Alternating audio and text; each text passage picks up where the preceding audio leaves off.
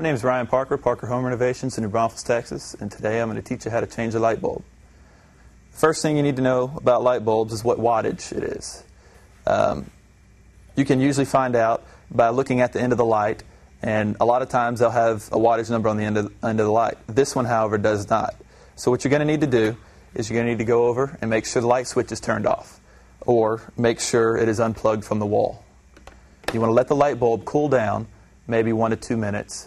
And if you want to, you can take a cloth with you, such as this, and you go over to the light once the light's off and it's cooled down, and you want to grip it lightly, just enough to turn it, and you want to turn it to the left until you get it loose, and go ahead and take it out.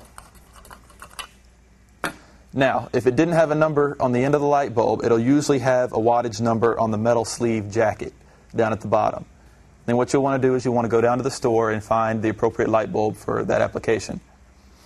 Once you get your new light bulb, you come on back and you want to take the light bulb, stick it back in the socket, make sure the light's off, the light switch is off, and if you're not sure if the light switch is off, you can actually turn the breaker off to that room. Then you want to put the light bulb back in the socket and you want to turn it to the right gently until it's fairly tight. You don't want to over tighten it because then it may break. Then you can plug your light back in. You can turn the light switch back on or turn the breaker back on. You've got a fixed light bulb.